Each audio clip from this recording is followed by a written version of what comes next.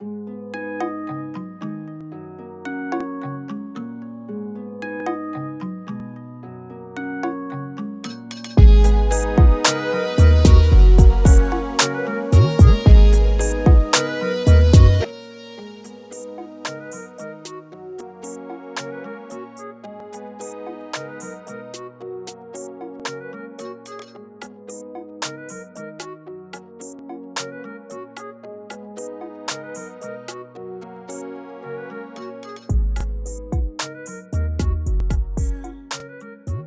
1927, the Gedi Ruins was gazetted as a historical monument.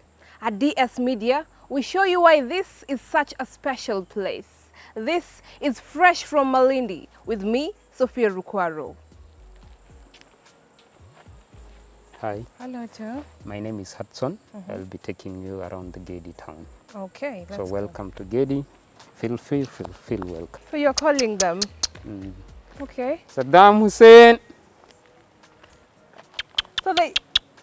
This one, What? it's Okay. a male one. It's a very heavy one compared to the other one. Oh, okay. Oh, they're friendly? Yeah, they're friendly. So the species we have, we call it sykes. Okay. Yeah. So we are at Gedi Ruins and we are welcomed by this amazing, beautiful monkeys. Very friendly here. So yes, it's the old versus the new. So in here we have a map of Gedi Ruins. So this is the entire Gedi town.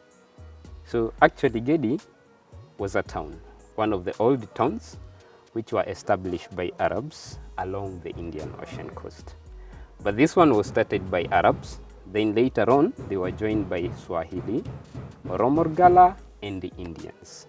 So it was started in 12th century, reached its climax in 15th century, then in early 17th century, that's the time they came and abandoned the city. So the acreage of the entire city was covering 45 acres, but excavation was done within 12 acres. So it used to have two walls. For protection purposes, they used to have an outer wall and the inner wall. So the outer wall was covering the entire city, the 45-acre town. Inner wall used to secure mostly the rich inside the city. That's the place we have the palace, very big mosques, so many big houses existed inside the inner wall. So we believe for the rich used to live inside the walls, middle class in between the inner and the outer wall. And outside for the poor, because during excavation they found a mosque existing outside the walls. So most probably for the poor they used to build with mangrove poles, dry coconut leaves. So with time, their material were washed away completely. Okay, for the Gedi, it means precious. It's a Gala word. Wow. Yeah, so it means precious. Again, within the Gala community, they use it like a name. That's why we have Fatma Gedi. So it's a Gala Tampia. Yeah. But the original name was Kilimani. So later on, it turns to Gedi now. So it's Gedi, not Gede, but you'll hear some people call it Gede. So due to pronunciation of the locals around, most of us, we are from the Mijikenda. So instead of saying it Gedi, most of us, we end up saying Gede. Yeah. So it's Gedi, not Gede. So we go? Let's go. So this one is a recent excavation. Okay. So for this one was recently excavated by Stephanie Pradin. That was 1999 to 2000. That is recent. Yeah, Okay. 2000. 2000. Yeah, in here we have a well, one of the dried wells. So we have an excavated mosque. So where they used to get water for ablution, they used to fetch it from this well. Then they pour it within that small box. So they wash their hands, their feet before getting to the mosque for prayers. So these are well used for the ablution within the excavated mosque side. So this one is a tomb. Yeah.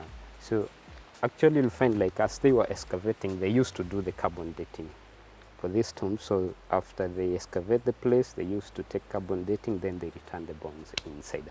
That's why we are able to tell exactly this mosque existed this century, yeah, which particular areas as well.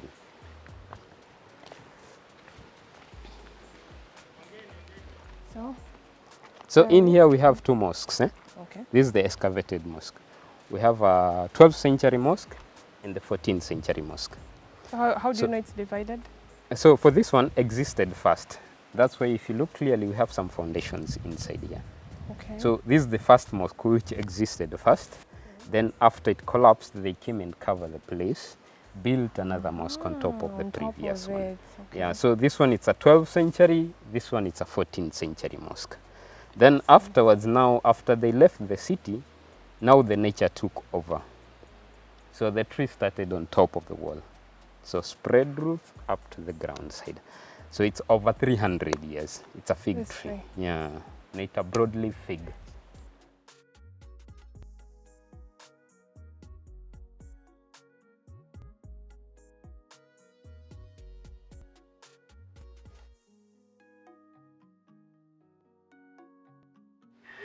Okay, please tell us your name and which country you're from. Hello, my name is Sven. I'm from the Netherlands. And specifically, why do you love visiting Kenya? Well, there are a number of reasons why I love Kenya. First of all, the people, of course, because the people are very friendly. They're always smiling. Poor and rich, they're all very friendly. The sun, it's not always as good for my for my skin, but with some sunscreen you can survive pretty well. And yeah, the nature, I like. Yeah, it's How have you very found the Gedi Ruins for you? I'm sorry? How The can Gedi you- Ruins? Yeah, it's for me the first historic site I'm visiting, and I really like it. It explains that this area is quite old already, has quite an ancient history, and it also shows why it tells a bit more about the Arab influence of this part of Africa. So it's I really like it. Can you advise other people also to come here? Yes, of course. Yeah. I can recommend a lot of people to visit this place of Kenya. Of course, it's known for the nature, for the wild parks, for the atmosphere of the people, the vivid life. But here you can also show that there is more than just a young country. There's actually history behind it. I think it's really nice. Thank you. You're welcome.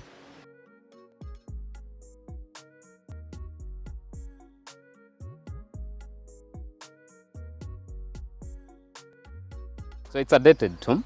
So we call it dated tomb because they found the date within the tombstone. If you look clearly, we have some scriptures written in Arab. So within the scriptures, that's the place they found the dates. Then they translated it down here. The first one is Islam calendar. The second one is Christianity calendar. Yeah, so this is one tomb, this is another tomb.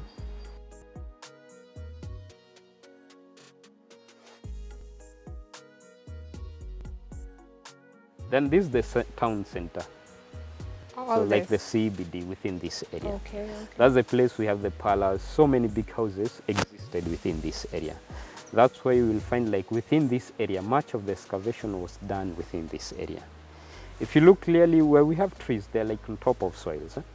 So that was the ground level before excavation. So afterwards, they excavated the area. So we have some of them which were visible, but most of them were buried. So they used to excavate so that they can find the foundations within the area. Yes. So this is another well. So for this one was used within the Great Mosque. Okay. So we have a mosque in here. And this so- one is bigger than the other one. Yeah, this one is bigger than the other one. Again, you'll find like this one is much wider compared to the first one. Okay. Yeah. So if you look at it, they built it up to a certain level, then the rest is coral. So they broke the coral stone up to the wetter level side. Wow. So that's why we believe the ocean used to be close so that they were able to hit the coral stone at a higher level. Yeah.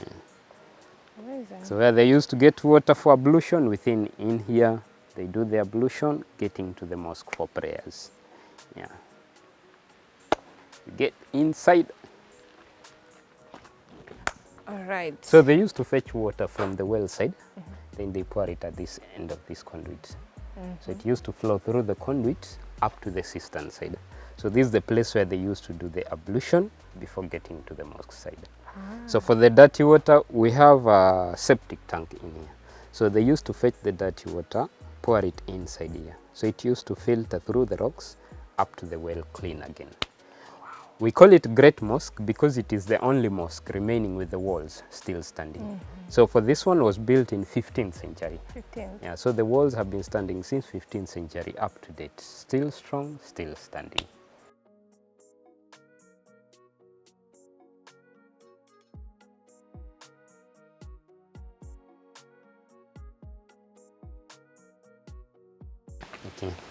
So this is the great mosque inside. So we have this one, it's a Qibla, where the imams stands for prayers within the Qibla side. So for the Qibla, they design it in such a way that it has it's dome shaped inside. It's carved inside. So it used to echo back the sound. So it acted like an amplifier within the mosque side. That's why if you get inside, you'll hear that the sound is like kind of echoing as well. Yeah. So maybe you can try. Allahu Akbar. So it acted like an amplifier so that even the last person inside the mosque can hear the imam from the Qibla side. Have this the main part. Ladies were separated from the center. So ladies behind, men within the front hall. So in the past, ladies used to come to the mosque? Yeah, but in a different section. Yeah, so they are completely splitted on the different section as well. Up to date, they go to the mosque, but not all mosques, they have the division. Yeah, but for a lady, it's not a mosque you go to the mosque. You can pray at home, so it's allowed, but for a man, you need to get to the mosque. Yeah. So if you look clearly within the women's side, we have some windows. All right. Within the men's side, there is no window. So they used to lock the doors within the men's side. So if the imam prays within the Qibla side, the sound used to get into the ladies' side, then it goes out so that it doesn't re-echo back within the mosque side. So this is the mosque ground. We have some tombs in here. So it's due to that belief within the mosque side, it's a holy ground. So they used to bury each other next to the mosques. So you'll find like each and every place we have a mosque, we have like some tombs nearby. And those who are buried here were the imams or? Mostly they used to bury the mosque members, from the imams, the mosque people who attend the mosques within the site. Yeah, so they used to bury them within the mosque area or ground territory. Okay. Yeah. So let's use this route. In here we have a street. So like Lamu side, the narrow streets. So these old cities, they used to have the narrow streets, most of them. Yeah, because there was no car, only carts, donkeys, most of it. All right. Okay, this one is a well, but if you look inside, it's narrow inside.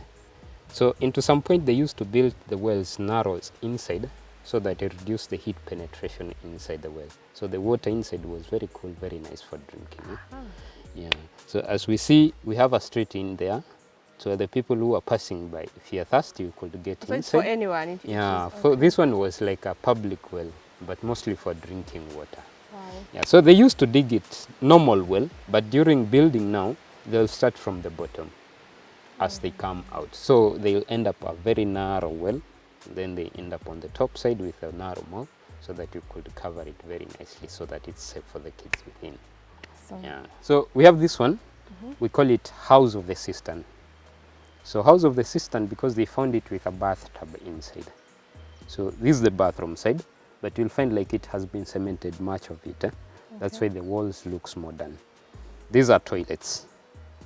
So we have the two, short call, long call toilet. They're different. Yeah. So you'll find like within this house, this is the only house they found it with a bathtub inside. So I believe like the person used to live within this house was among the very rich people within the site.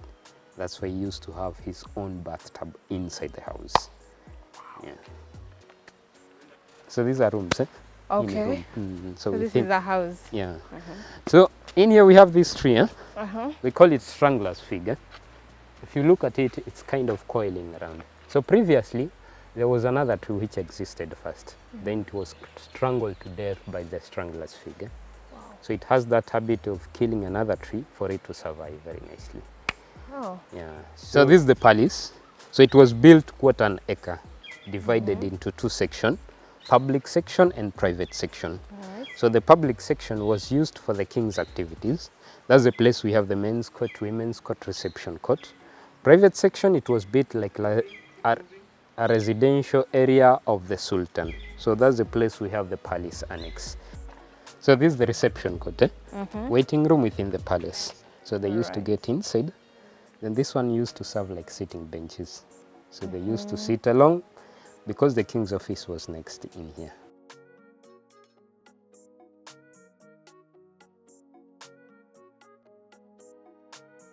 This is the private section. So where he used to live with his family is within this private section. Okay. So we have the palace annex, the residential area of the Sultan. So from this corner up to the end corner, up to near the Baobab is the palace annex, the residential Wow. area. Okay. So within the palace annex, each room is self-contained. We have 3 major rooms. Each room has its own toilet. How do you know that? We'll see the toilets very nicely within the rooms. Okay. Then this one, it's a pillar tomb. One of the king was buried within the pillar tomb. So for their sultans, they used to bury them. Then they built such a structure. Then they put a pillar on top to show that the one buried inside is highly respected. So this is one of the king who was buried in here. Right. Yeah, so the hexagon, kind of pentagon pillars, mostly they were associated with very hierarchy people, high hierarchy people. That's why you'll find like even the Vasco da Gama pillar, it was of the same kind of design. Yeah. But it was sealed later on by the British. So in here we have some houses which were named depending on the items they used to get as they were excavating the areas. Okay. So we have House of Chinese Cash, they found Chinese coins in the gallery. House of Venetian bead, they found a bead from Venice, Italy. But this one was taken for Jesus for marketing. So it's not with us within our gallery. As we exit the place, we'll see House of the Iron Lamp. They found an iron lamp from India. House of Caesars, they found Caesars from Spain. As well, we'll see them within the gallery. So they're well preserved within the gallery. So this one is House of Cowries. So they found the cowrie shells. So by then, the cowrie shells was used like currency. So after barter trade, they advanced to cowrie shells now.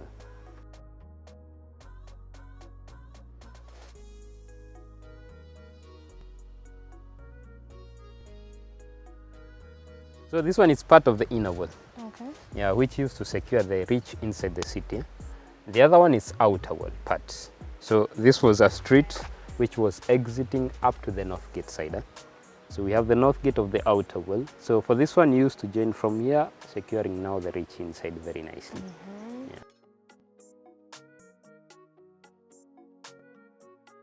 Yeah, for the Swahili, it's an Arab term. So for it, they used to pronounce it Swahel, not Swahili. Swahel. So which means coast. So as they are coming to coastline, they used to call these coastal people Waswahel, the coastal Bantus now, of which most of them, they were the Mijikenda. Yeah, so for the Mijikenda, it was hard for them to pronounce the term exactly as the Arabs were pronouncing it. So instead of Swahel, they used to call them Swahili. Yeah, Swahili. So there was Swahel, they were the people from the coast. Then there was Swahili, now they are the people, the local Bantus. So this is the gallery. We call it ethnographic gallery. So it's from the Swahili ethnicity. So these are the artifacts which were found within the inside. So within these 3 boxes, these are the artifacts which were collected within the inside, and some pots within here gallery. Okay. Most of them, they were brought in by the museum, just a capture of the Swahili culture. So we have some beds, we have some bows, we have some swords, which were brought in by the museum just to capture the Swahili culture. Okay. Maybe you can tell us exactly, according to how you've explained to us, maybe the scissors, in accordance to the, Yeah, so we have House of the Iron Lamp from India. This is the iron lamp from India. House of the Scissors, these are the scissors from Spain. This is the key and a small hand chain which were found within the palace side and the men's court. Then you have House of the Chinese Cash. These are the Chinese cash. Number 5, number 6 are the Chinese cash. Okay. Then number 4, it's a bronze eye pencil. So it was found at the bathtub. Yeah, so where there was a bathtub, they found the bronze eye pencil. We have the pearl hairpin. It was found at the palace. We have these ivory plates, ivory knife handle. So these ones were found within, we have another house, we call it House of the Ivory Box within the site. So they found these ones. So we have a cooking pot. This one, it's a lamp, local oil lamp. Oh, okay. Yeah, so these ones were from the Swahili community, most of it. Cooking pots, these are jar. Water. Yeah, for the water. Okay. Yeah.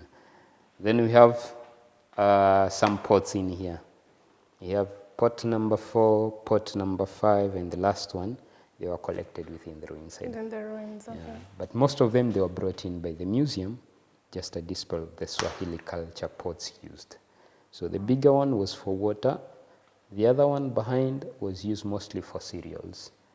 That's why if you look at the mouth of it, this one has a very wide mouth so that you could fetch the water very nicely inside. The other one has a narrow mouth, so they used to put, if it's cereals, then they seal it on with a cork on top so that no rodent can get in. Yeah, the last one, it's a tombstone, so this one is from Narani. Narani Ruins. Yeah, it's in Kilifi. Yeah, so at the Kilifi ferry bridge, that's the thing where they got it. Okay. These are display of the palace, the way it is at the moment. So this one was made by the museum. Wow, by the museum. Yeah, just a capture of the palace, the way it is at the moment. Yeah, so this one is a display of the palace. So we have the public section. This is the private section. Yeah, they're very nice splitting. Arab door. So you'll find like for the Arab doors, they used to have like sharp ends. It's different from the Portuguese door. So the Portuguese doors used to be flat at the back side. So they used to have like a box side on the back side. Then it's sharp end. But the Arabs, they used to have both sides sharp ends. Yeah. Then we have the beds, Samadari bed. It's a display of the Swahili culture, the beds used. So for this one, you can find them up to date. Yeah. So because they are made by the Swahili, that's why you have the display of the Swahili beds. This one, it's a child cradle for the babies. We have a copper plate. Mostly for food serving. They used to put the plates inside, then you could carry it very nicely. All this? Yeah. It's too big. Yeah. Then we have the ceremonial chair. Mostly it was acting like a throne, Swahili throne. Okay. Yeah, so they used to decorate it with a kind of ivory, tiny ivory place, then they fix it in well within the seat. Yeah.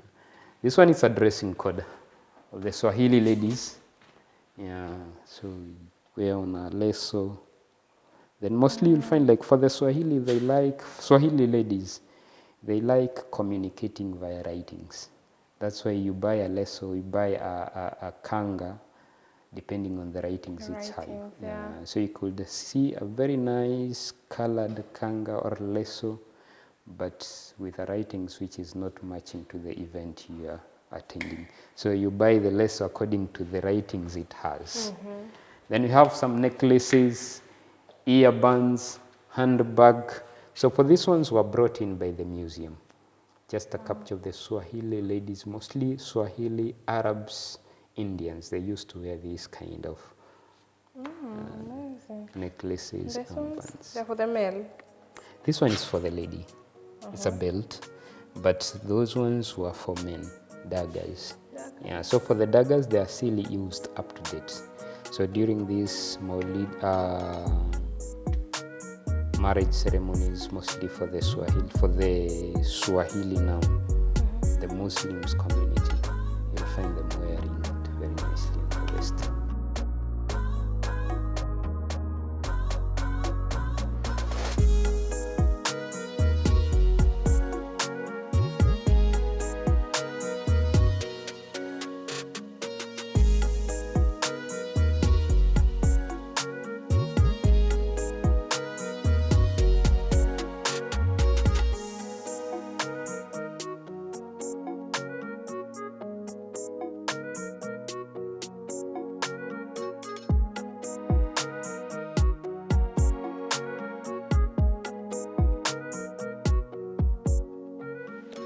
Up to date, the scientists are yet to discover the specific community that lived in the Gedi Ruins.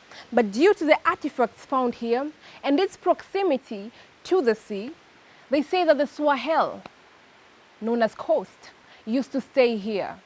This is fresh from Malindi. For DS Media, I am Sophia Rukwaro.